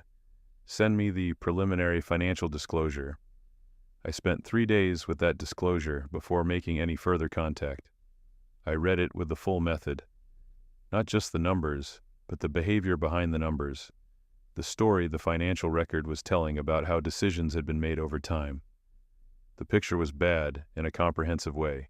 $22 million in deferred maintenance, $47 million in construction project overruns capitalized into long-term debt at rates the university would struggle to service, an athletics department that had authorized $7 million for a facility expansion whose projected revenue had never been realized, with the authorization having been approved in a board meeting, where the relevant projections were presented by a consulting firm with a financial relationship to the rector's office. Pension obligations underfunded by a margin the university's own actuary had flagged 3 years earlier in a report that the board's finance committee appeared to have received and filed without discussion. The mismanagement was pervasive and systematic, and it had the specific texture of institutional mismanagement that occurs when the leadership's attention is directed primarily at managing the institution's appearance rather than its actual condition. A pattern I had seen many times, but that was particularly pronounced here, and that dated in traceable ways to administrative decisions made well before the recent financial difficulties. It dated, as best I could trace from the preliminary documents, to approximately the time that Leonard Fairchild had taken over as rector. Before I responded to the attorney, I called Alan Eastwood. He was retired and living in Florida, but he was still sharp and still willing to talk through a situation with me when I needed someone to test my thinking against. I explained the opportunity, I explained the history, the full history, everything I had never told him during the years we worked together, because he needed to understand the full context of what I was considering. He listened without interrupting. When I finished, he was quiet for a moment. "Is the investment viable on its own terms?" he asked. I said yes. "And the audit you're proposing? Would you propose the same scope for any institution in this situation?" I said yes, and that was true.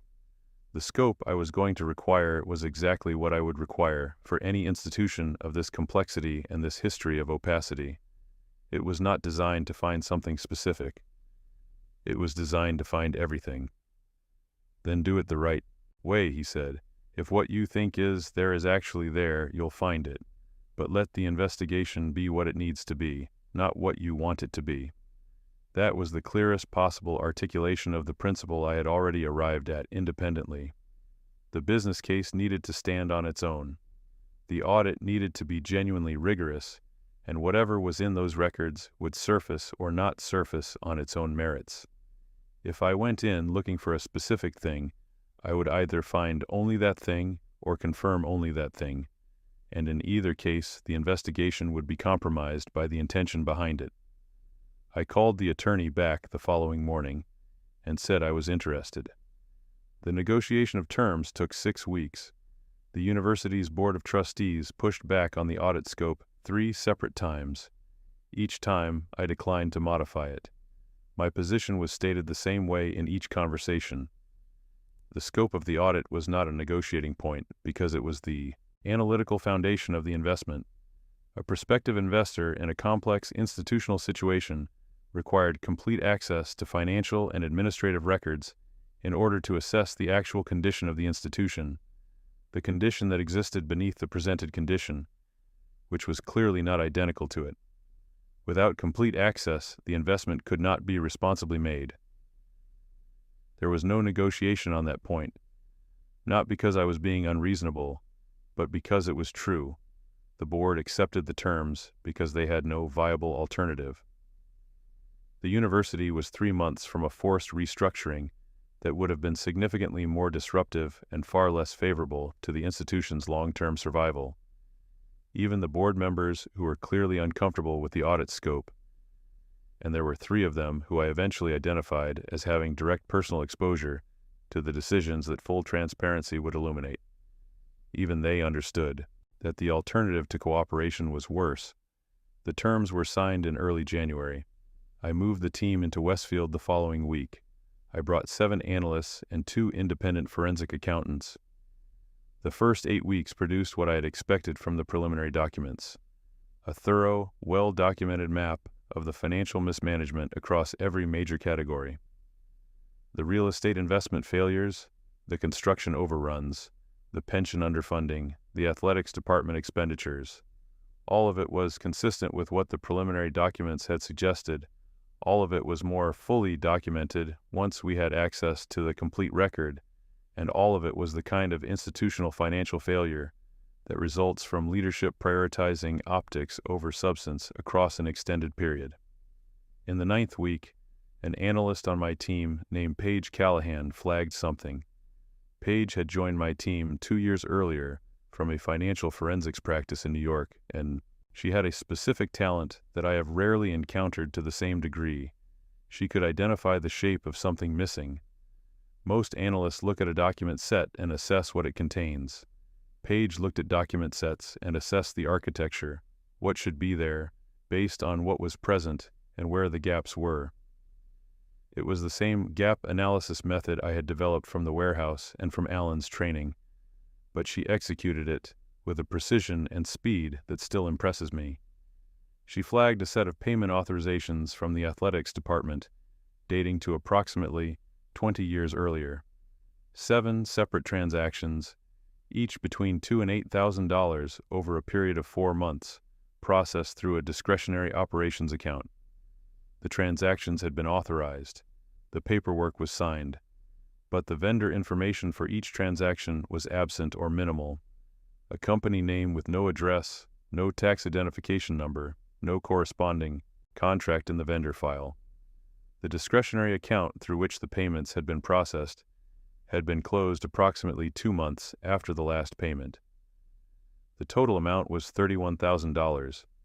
It was not a large sum in the context of a university's finances, and it would not have attracted attention in a standard audit. Paige found it because she was looking at the architecture of the records rather than the content, and the architecture here had a gap in it that did not fit the pattern of ordinary administrative record keeping. It might be nothing, she told me, when she presented the finding. Discretionary accounts sometimes have loose documentation, but the timing is specific. She pulled up a calendar on her laptop and pointed to the dates. The first authorization was approximately 6 weeks after the disciplinary hearing that had expelled me. The last was 4 months after that. I looked at the calendar for a long moment. "Keep going," I said. "Find everything associated with that account, those authorizations, and that period. Anything that touches them, anywhere in the records." She spent 4 days on it. What she produced was fragmentary but coherent in its implications. The vendor name that appeared on the authorizations corresponded to a consulting firm that had been incorporated in Delaware and dissolved 2 years later. The firm's registered agent address was a mail forwarding service. The firm's name appeared in no other Westfield document, no contract, no service record, no scope of work. $31,000 had gone to an entity that appeared to exist solely for the purpose of receiving those payments. At this point, I made the decision I had been considering for several weeks. I called Gordon Hartwell. Finding him had required 2 months of work through the attorney's network and a private research service. Hartwell had left Westfield 7 years after my expulsion, following a period in which the program's results had declined significantly, and in which his relationship with the administration had apparently deteriorated in ways that neither party's public statements described. The athletics director at the time had given a vague statement about the program moving in a new direction. Hartwell had given no statement at all. His departure, I understood now from the documents we had assembled, was the product of a quiet administrative calculation. Leonard Fairchild needed Hartwell for the execution of the plan. Once the plan had been executed and I had been removed, Hartwell's continued presence became a liability. He knew what had been done. He had the documents. Fairchild's leverage over him was the threat of disclosure. If Hartwell revealed what had happened, he implicated himself. But that leverage cuts both ways, and Fairchild appears to have decided, as the years passed, that the cleanest solution was to ease Hartwell out of the institution by making his continued employment uncomfortable enough that he chose to leave, which Hartwell eventually did. The subsequent career had been modest and declining. 2 smaller institutions, neither successful. A program at the Division II level in the Mid-Atlantic, then a smaller NAIA program in the Southeast. Performance concerns, institutional desire for change, the polite institutional language for exits that everyone knows are not amicable. He had been fully retired for 6 years, living in a small city in Virginia. I dialed the number on a Tuesday evening, at my desk in the hotel room near the Westfield campus. The campus was visible through the window, lit up in the early spring evening, the old brick buildings warm against the darkening sky, the track facility at the far end of the athletic complex dark but recognizable in its shape. I had driven past the facility 3 times in the weeks since the engagement began. Without stopping, without entering, I was not ready for that yet. The phone rang 4 times. Hello. His voice was older than I remembered, but recognizable. The controlled, precise voice of someone who had spent decades communicating authority. Mr. Hartwell, I said. My name is, and I gave my name. The silence on the line was long enough that I checked the connection. Then he said, very quietly, I see. I explained my role at Westfield. I explained the audit scope. I explained, in plain, factual language, that we had identified financial records from a specific period that raised questions I needed to pursue, and that I was contacting him because his position during that period made him potentially relevant to those questions. I said that his cooperation, if he chose to offer it, would be noted in the final report. I said the investigation would proceed to its conclusions regardless of his participation. Another silence. I kept things, he said. I sat very still. I'm not proud of what I did, he said. I've never been proud of it. I've had a lot of years to think about it, and I've never found a framing that made it acceptable. His voice was steady, but with something underneath it. Not emotion exactly, more like the exhaustion of someone who has been carrying a weight for so long that putting it down will be more disorienting than the carrying. I kept copies because I couldn't bring myself to destroy them. I knew what they were. I knew that destroying them would make me something worse than I already was. So I kept them. What did you keep? I asked. He described what he had. Paper copies of the laboratory reports, both the one showing my original clean sample results and the one showing the positive result from the replacement. Email correspondence between himself and Dr. Fairchild from the spring semester of my junior year. A written account he had made for himself contemporaneously, 12 handwritten pages documenting the sequence of events as they had occurred, written in the week following my expulsion, and kept in the same envelope as the other materials. Are you willing to turn those materials over to the investigation? I asked. The pause that followed was shorter than the earlier ones. I'm 71 years old, he said. I don't have a position to protect anymore. I don't have much left that matters more than this. Take it. The materials arrived 10 days later, sent by registered mail to my team's address near the campus. A large envelope, no exterior return address. Inside, a manila folder containing 41 pages organized in chronological order, with handwritten annotations in the margins identifying context, and a separate sealed envelope containing the 12 handwritten pages of Hartwell's personal account. I waited until I was alone in the office at 9 in the evening before I opened the inner envelope. I read everything twice. The first reading was functional.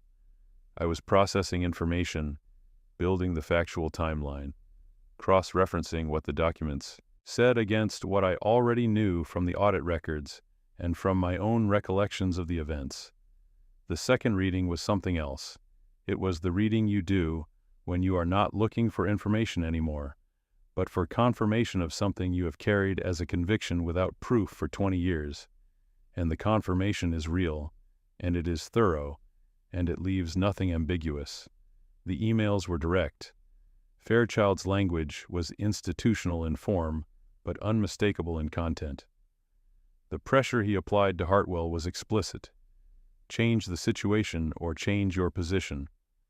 Hartwell's replies documented his agreement and his communications with Calvin about the role Calvin would play. The laboratory reports showed both the original clean results and the replacement positive, with a notation that Hartwell had made at the time of the comparison, identifying the discrepancy in the baseline physiological markers between the two samples. The handwritten account was the most complete picture. 12 pages of clear, specific narration.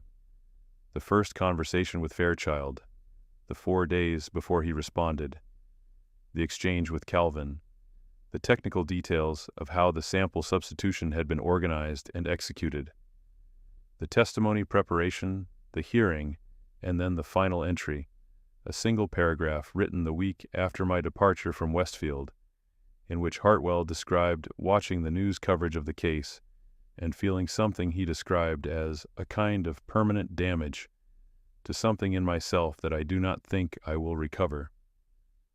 I set the papers down on the desk at 10:45 in the evening. The campus was dark outside the window. The track facility's lights were off. I sat with the documents for a long time without moving. I did not feel triumph. I want to be precise about that, because I know the natural expectation in this kind of story is that the moment of confirmation should feel like a release, like vindication, like the emotional payoff of a long investment. What it actually felt like was something quieter and more complicated. It felt like the ending of a particular kind of tension, a tension I had been carrying so constantly for so long that I had lost the ability to perceive it as tension. It had become the baseline, and now it was over, and the release of it did not feel like joy. It felt like the end of effort, like the moment after you finish a long race, when the performance is concluded and the body begins to understand that it can stop. I also felt underneath that something I can only describe as grief, not for myself, for the years, for the cost, for the particular and irreplaceable things that had been lost. That grief was real and legitimate, and I allowed myself to feel it in that room, alone, for about an hour. Then I closed the folder, put it in the secure document case with the rest of the sensitive audit materials, and went back to the hotel. The audit report was completed 3 weeks later. The financial findings were compiled into a thorough document. The real estate failures, the construction overruns, the pension underfunding, the undocumented vendor payments, which the audit identified as payments made to a shell entity in connection with the athletics program during the relevant period, with the reasonable inference that the payments were compensation for services related to the sample substitution. The financial impact of all documented mismanagement was quantified and attributed. The report was the kind of document that would withstand scrutiny from any competent financial professional. The administrative findings, the Hartwell materials, the emails, the chronological account, were compiled in a separate section labeled clearly as Findings Related to Athletic Program Administration, with dates specified. Every claim was documented, every document was cited. The standard of evidence applied was the same standard applied to every other finding in the report. The claim was made only when the documentary record supported it, without requiring inference. I had the report reviewed by 2 external parties, a former federal prosecutor who had consulted on financial fraud cases and an independent ethics attorney, before finalizing it. Both confirmed that the findings were properly supported and the report met the relevant professional standards. The press conference was scheduled for a Thursday morning in late March. The venue was the press room adjacent to the main stadium, the track facility, the place where my records had been posted and then removed, where Calvin had run the captaincy I should have held, where Neil Fairchild had been photographed for the media materials celebrating his national team selection. I chose that venue deliberately. There was no drama in the choice. It was simply the appropriate location for what needed to be said. 41 journalists attended, local press, regional sports, coverage, 3 national sports publications, 2 network sports desks, and a business news affiliate that had been covering the Westfield restructuring story from a financial angle. I stood at the podium at 9 in the morning and spoke for 58 minutes. I presented the financial findings first, completely and in order, because I wanted the audience to understand the foundation. This was a legitimate financial investigation of a legitimate financial disaster, and the findings regarding the athletics program emerged from that investigation as part of the comprehensive record, not as its purpose. I went through every major financial category with precision. I cited the documents. I explained the mechanisms by which the mismanagement had occurred. I presented the recovery plan that my team had developed and that the board had already approved. I was measured and professional, and I gave the financial material the weight it deserved. Then I moved to the second section. I put the first email on the screen behind the podium. I read it aloud in the same measured, professional tone I had used for the financial findings. Then the second email. Then the third. Then I summarized Hartwell's written account and noted that the complete document was included in the printed report being distributed to press at the conclusion of the conference. The room was very quiet in a way that rooms are only quiet when the people in them are paying complete attention. I explained what had happened. Not with anger, I want to be clear about that, because people ask about it, and I think they expect some form of emotional performance that confirms the injustice by demonstrating its cost. The tone I used was the same tone I had used for 20 years in professional contexts: direct, factual, precise. The rector's motivation, the pressure on the coach's decision, the approach to Calvin, the mechanics of the sample substitution, the false testimony at the disciplinary hearing, 20 years of silence. I described what had been taken from me: the scholarship, the degree, the athletic career, the public record. I was specific. I gave numbers where numbers were relevant: the scholarship value, the career interruption in years, the documented financial impact of the degree delay. This was not a bid for sympathy. It was an accounting of damages, presented with the same rigor applied to any other finding in the report. Then I described the remedies. The positive doping result on my record would be formally vacated. A complete written explanation would be submitted to the National Anti-Doping Authority. My performance records from my years at Westfield would be restored to the athletics department's official records. The findings regarding the involved parties would be referred to the National Collegiate Athletics Governing Authority and the Anti-Doping Certification Body for their respective reviews and any applicable sanctions. I also announced the endowment, $4 million to establish the Center for Athletic Integrity at Westfield University, dedicated to providing legal and investigative support to athletes who had been subjected to institutional misconduct in connection with anti-doping procedures or competition results.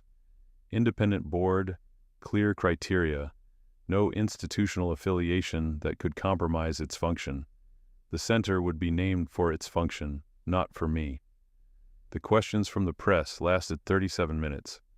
I answered every question with the same level of precision I had used throughout the presentation. When asked about my emotional experience of the proceedings, I said that it was not the most relevant thing in the room, and that I would be happy to discuss what was relevant: the findings, the documents, the institutional reform implications. When asked whether I felt vindicated, I said that vindication was not the frame I was using. The frame I was using was accuracy. 20 years ago, an inaccurate record was created and entered into the public domain. Today, an accurate record replaced it. That was the appropriate description of what had happened. The remedies moved through the relevant governance processes over the following 9 months. The Anti-Doping Authority vacated the result. The athletics records database was updated. The Collegiate Athletics Governing Body conducted its own review of the findings and issued a formal statement acknowledging the institutional misconduct and implementing new sample handling protocols for future testing sessions. Calvin Ingram's competitive titles from his years at Westfield, the 2 conference championships, the All-American designations, were vacated following the governing body's review. The records were amended. The acknowledgments were public. Gordon Hartwell had cooperated fully with the investigation and had been identified as a cooperating witness. My report documented his role without minimizing it, and documented his cooperation with equal specificity. The governance bodies drew their own conclusions. He was not asked for anything further by those bodies, which I believe reflected a considered judgment about his age, his cooperation, and the gap of 20 years since the events in question. I received a letter from him 3 weeks after the press conference. Brief. He wrote that he did not expect forgiveness and was not asking for it. He wrote that he was glad the truth had finally come out. He wrote that he was sorry he had not found a better way to be the person he should have been when it mattered. I read the letter once and set it aside. I have not responded. I do not know if I will. Let me tell you about the other messages that arrived after the press conference, because there were 2 that require description. Neil Fairchild left a voicemail.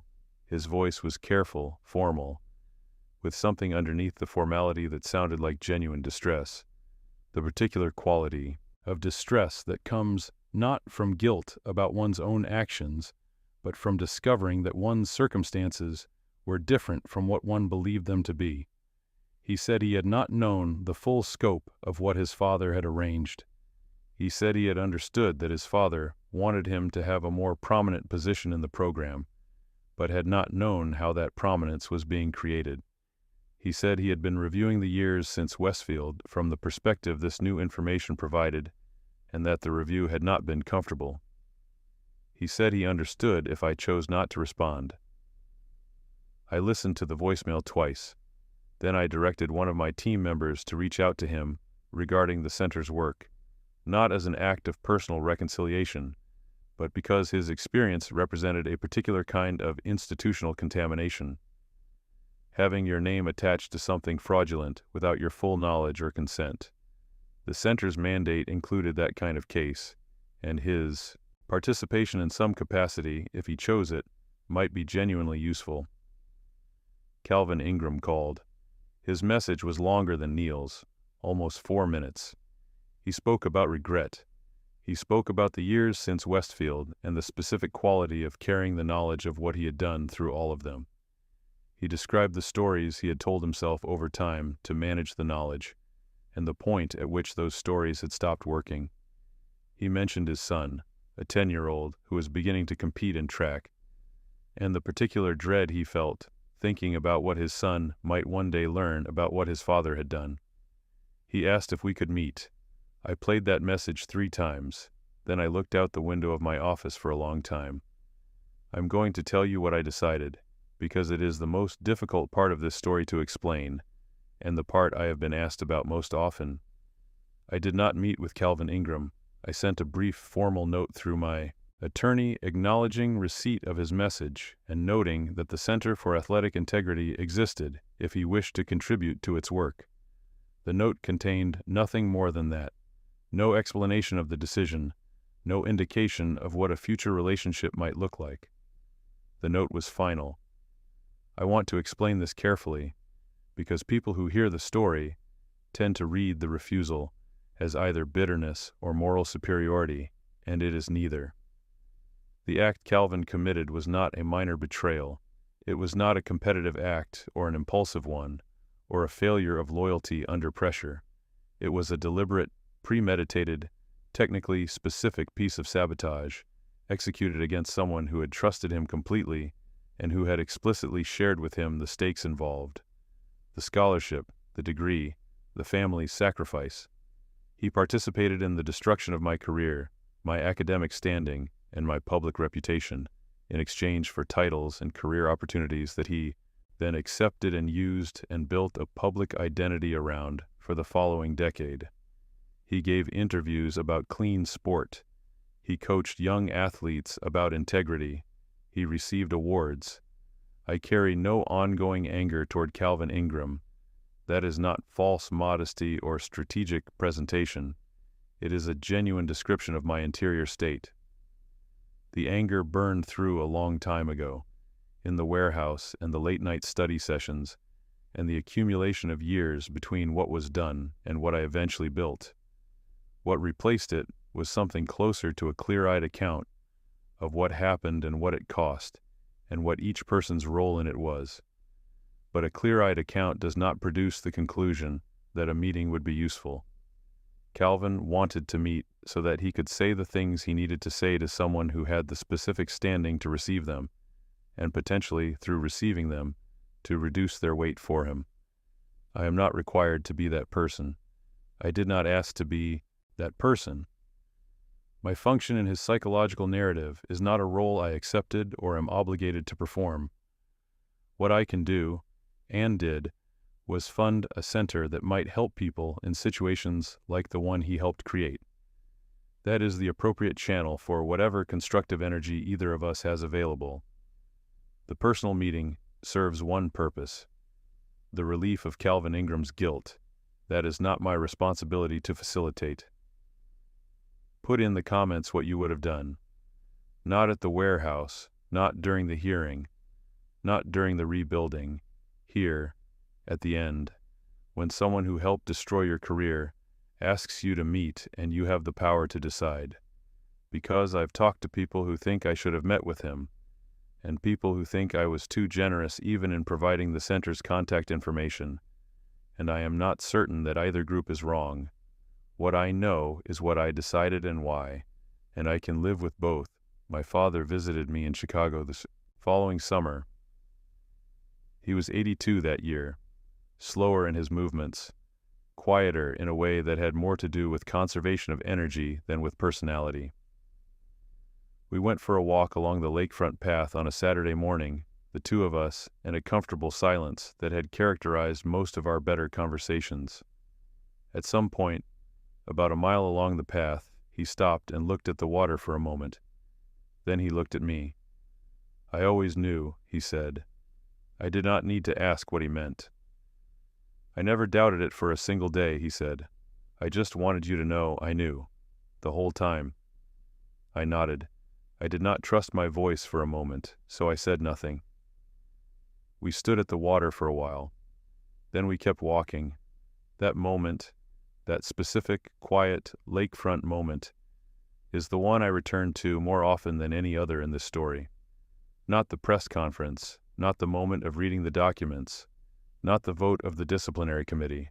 This moment, my father, 82 years old, with his large warehouse worker's hands, telling me that he had carried the knowledge of my innocence for 21 years and had never wavered in it, had never shared the doubt with me because sharing it would have been useless, had simply held it privately and trusted that the truth would eventually find its surface.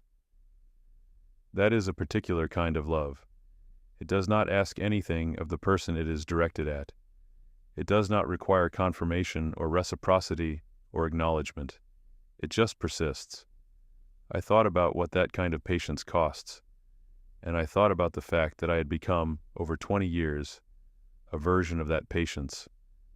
The willingness to carry something without requiring its resolution before the time was right, to do the work without demanding the payoff, to build toward a conclusion that might come or might not, but whose absence would not stop the building.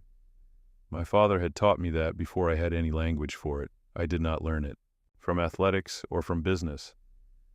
I learned it from watching a man spend 31 years at a warehouse, doing the work, showing up, maintaining his dignity inside constraints he had not chosen and could not change. The center has processed 53 cases in the 3 years since its establishment. 19 have resulted in formal vacations of improperly assessed results. 12 are ongoing in various stages of investigation or adjudication. The remainder were found, on investigation, to involve genuine violations without institutional misconduct. We report those findings with the same accuracy we apply to the others. The center's function is accuracy, not advocacy. If an athlete's result was genuine, we say so. The financial recovery at Westfield has exceeded early projections. The institution is operating at a sustainable scale, smaller than its previous ambitions, but grounded in a financial model that does not depend on sustained mismanagement and opacity to maintain its appearance of health.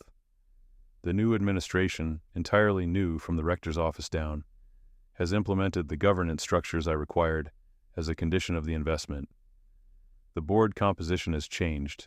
The oversight mechanisms are functional in a way they were not for most of the past 2 decades.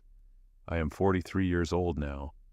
The practice continues, though I have become more selective about engagements and have begun thinking about how to structure it for long-term continuity beyond my own involvement. I run in the mornings along the lakefront path, usually 5 miles, usually before the city is fully awake. Not competitively, there is nothing competitive about it now. The running is what it has always been at its core, the clearest, most honest form of being in my own body, the one activity that requires nothing from me except effort and produces nothing except the truth of what I can do.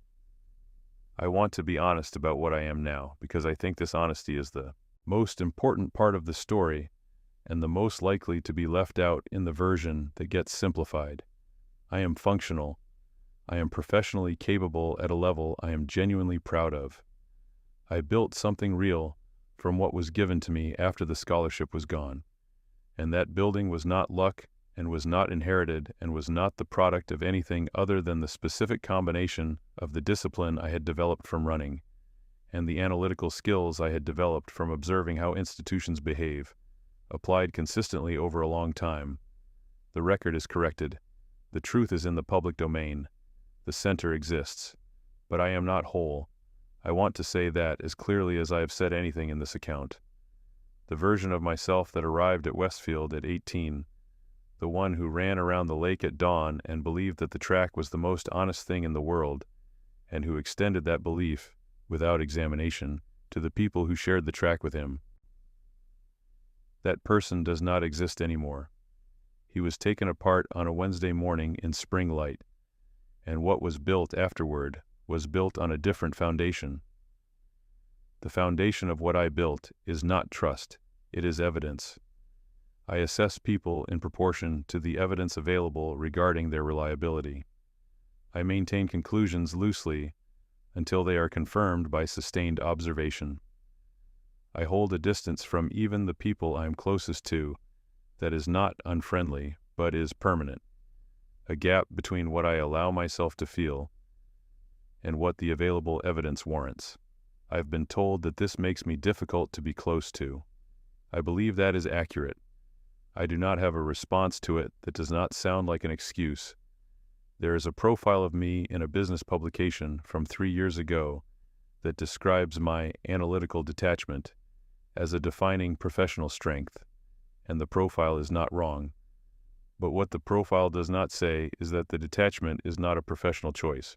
It is a structural feature of a person who was taught, by a specific and thorough experience, that complete trust is a vulnerability that will be exploited by people who are sufficiently motivated and sufficiently positioned to do so. I did not choose to learn that lesson. I was made to learn it. And having learned it, I cannot unlearn it, and I have stopped trying. That is the cost. I want you to hear it as a cost. I won, in every external sense of what winning means. The record is accurate. The people who falsified it have faced the institutional and professional consequences of having done so. The truth is public. The financial recovery of the institution is real. The center is operating. By any metric available for assessment, the outcome represents a complete and decisive reversal of what was done to me 20 years ago. And yet, every morning I run along the lake, and I am 43 years old, and I am alone. And the distance between who I am and who I might have been if none of this had happened is not a distance I can measure precisely, but I can feel its approximate size. There are things that were closed to me during the years of building that cannot be reopened. There are forms of openness that I practiced at 18 and that I do not know how to access at 43. Not because I have not tried, but because the process of building what I built required the construction of the distance. And the distance is now structural. I'm not asking for sympathy about this. I made my choices with the options available to me, and the options were not generous. What I'm doing is being accurate, which is the commitment I made at the beginning of this account, and which I intend to maintain to the end. The track does not lie. I believed that at 12, and I believe it now, and I will believe it until I stop running. The clock captures what happens. The record is what the record is. And then, sometimes, 20 years later, the record is corrected. Not easily, not through luck or grace or the natural operation of justice. Through the accumulation of resources and capability and patience and will, applied with precision to a specific purpose at the one moment when the mechanism for correction was available. I was that mechanism. I made myself that mechanism over 20 years, one decision at a time. That is the story. That is all of it. Put in the comments what you would have done in my place. Not just at the beginning, when they took everything, but at each of the specific moments where the choice was difficult. The evening my father gave me the only advice I needed, and I had to find a way to make it actionable when I could not see how. The morning I sat across from Alan Eastwood and had to decide how much truth to give him. The day I got the call about Westfield and had to decide whether the anger I had been managing for 18 years could be managed well enough to let the investigation be what it needed to be. The evening I read Hartwell's 12 pages alone in the office and had to decide what to do with an hour of grief before going back to work. The morning I received Calvin's voicemail and had to decide what I owed him. I'm genuinely curious what you would have done at each of those points, because I am not certain I did any of them perfectly. I did them as well as I could from inside the specific person I had become, with the resources I had available, and the limitations I was carrying. And the limitations are part of the answer. The cost is part of the answer. The wholeness that is still missing 20 years later is part of the answer. The story that began on a running track ends somewhere quieter. An older man running along a lake in the early morning before the city wakes up, with everything he built behind him, and everything he lost still somewhere in the middle distance, close enough to see, far enough that it cannot be recovered. And the running, as it always has been, as it always will be, honest, forward, exact. The clock does not give back time, but it never lies about what time it is. I won, and it changed me permanently. And both of those things are exactly as true as the other. And I would do it again, not because the cost was acceptable, but because the alternative was to accept a false record, and that I was never able to do. Some things in a person are non-negotiable. The honesty of the clock was mine. Whatever else was taken, whatever else was changed, whatever the permanent shape of the person I became in the process of building what I built, that remained. It remains now. It will remain after everything else I have described has faded into the background noise of a completed life. The work was honest, the record is true, and in the end, that is all the track ever promised anyone.